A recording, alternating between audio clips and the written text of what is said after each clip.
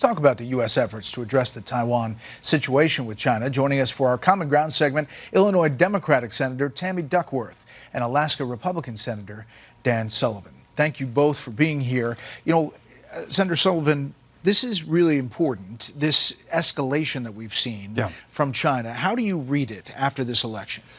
Well, it's not surprising, and we knew that on the eve of the presidential elections. By the way, Brett, it's their 8th presidential election, and so we knew on the eve of that the Chinese were going to be very aggressive, and they have been. The setup piece shows how aggressive they've been, but it's going to continue, right? The inauguration isn't until May, and so one of the things that Senator Duckworth and I did was we worked hard on a Senate resolution, 50 bipartisan supporters of that. It passed unanimously right before the election, saying, hey, the United States is very focused and supportive of Taiwanese democracy, deterrence in the Taiwan Strait, in making sure Beijing is not aggressively trying to undermine their democracy. So having the U.S. Senate on record, all 100 senators, we think is important, but there's a lot more work to do.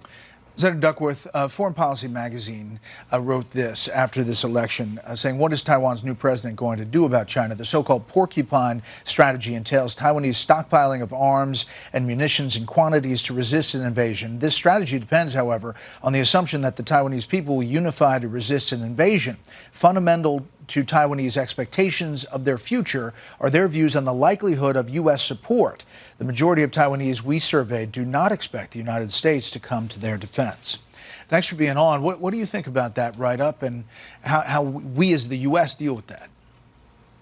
Well, we need to make sure that we continue to send a very strong message that we support Taiwan democracy and that we support Taiwan. And one of the things, that we're doing in the Senate, I passed a piece of legislation that Senator Sullivan voted for that I introduced with Senator Cornyn from Texas that establish a training program between our National Guard and the Taiwan military. We have to send them more resources. We have to train them, and they're accepting more and more of this training. But we can't take our foot off the gas here because the Chinese are in there every single day, all day, with their cyber attacks, with their messaging attacks, and we just can't let them have the field. We got to stand up and support Taiwan, and that's why it's really important that all the members of the Senate signed the resolution. And we passed it before the election happened. Yeah, we heard the president say after that election, we do not support independence, Senator Duckworth. And I understand strategic ambiguity, but we have really kind of been confused about the messaging from the White House sometimes. This is the president on 60 Minutes about what happens if Taiwan's attacked.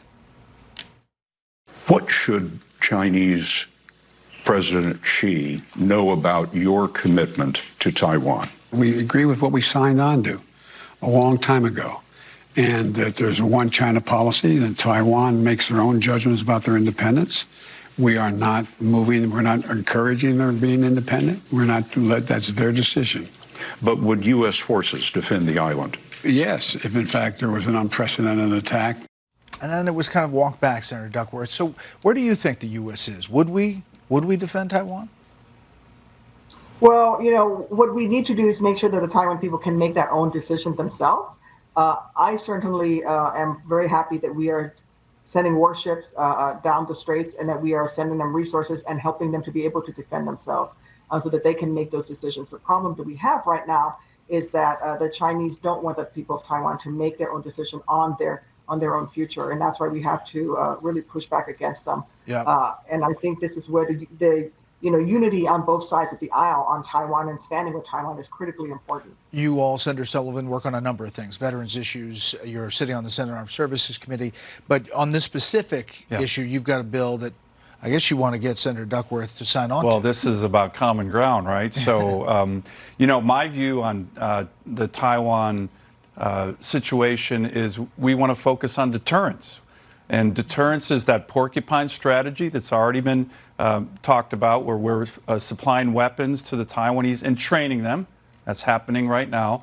The ability for us, if called upon, if the president calls upon our own military to get there and help defend Taiwan. We have deployed our military for decades. Actually, my first deployment, Brett, was to the Taiwan Strait as a U.S. Marine during what's now referred to as the third Taiwan Strait crisis, the last time Chinese really threatened to invade Taiwan on the eve of the first presidential election.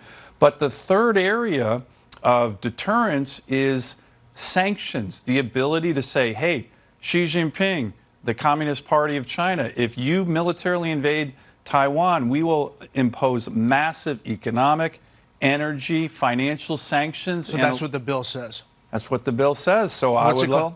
It's called the Stand with Taiwan Act. Congressman Gallagher is the main sponsor in the House, and we're rounding up Republicans and Democrats, and I think Senator Duckworth's pretty darn close. Is that true, Senator Duckworth?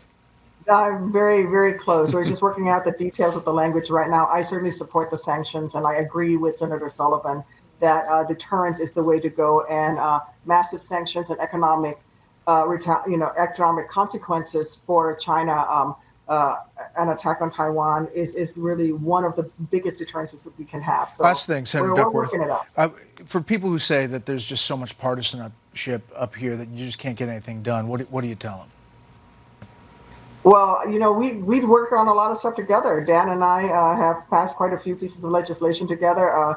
It's a little unfair to other folks because we're all military. I'm I'm a soldier. I'm a retired lieutenant colonel. He outranks me, so I guess I kind of have to listen to him.